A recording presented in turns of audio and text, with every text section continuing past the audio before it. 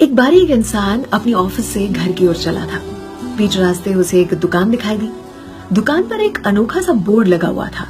लिखा था कि मेरे घर में सिर्फ मैं और मेरी माँ है। माँ बहुत बीमार रहती है और मुझे माँ के साथ ही रहना पड़ता है। अगर आपको बहुत ज्यादा जल्दबाजी हो तो आप खुद नाप तोल के सामान ले जा सकते हैं और पैसे उस पत्थर के नीचे छोड़ दीजिएगा। अगर पैसे नहीं है तो कोई बात नहीं, आप फिर भी अपने मन के हिसाब से सब्जियां और फल ले जा सकते हैं। मैं आपको इसके लिए अनुमति देता हूँ। इस इंसान ने आसपास देखा तो नापने तोलने का मशीन तो था, तो उसे जो चाहिए था उस हिसाब से सब्जियां और फल लिए और पैसे का हिसाब करके उसे पत्थर के नीचे जा छोड़े, जहाँ पर 10, 20, 50 और 100 की काफी नोटें पड़ी हुई थी। अपना सामान लेकर ये तो चलता बना, लेकिन खाना खाने के बाद टहलने निकला अपनी पत्नी के साथ तो उसी डायरेक्शन में गया। वहां देखा तो फटे हाल एक आदमी फटे हुए कपड़ों में था। अधेड़ उम्र का इंसान होगा, उसी दुकान के पास खड़ा था।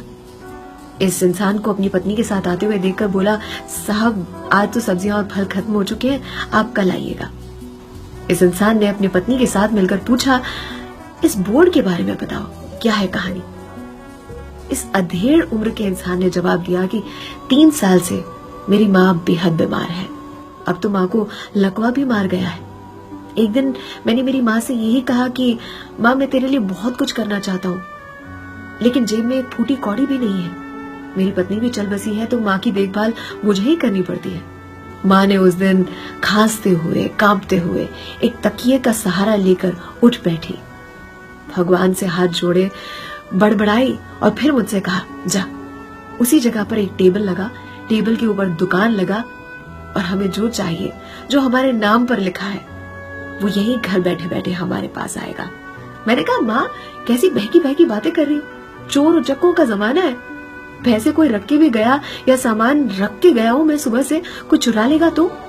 माँ ने कहा, मुझसे बहस न कर, बस ऊपर वाले का नाम लेना और सुबह से दुकान को भर दे। शाम तक में जो हमारे नाम का है वो हमें वापस आ जाएगा। साहब आज 2.5 साल हो चुका है माँ की देखरेख करने उनके साथ रहता हूँ और सुबह दुकान भर के जाता हूँ, शाम तक में सब खाली हो चुका होता है। जब आके हिसाब करता हूँ तो पैसे जितने होते हैं उससे ज्यादा ही मिलते हैं।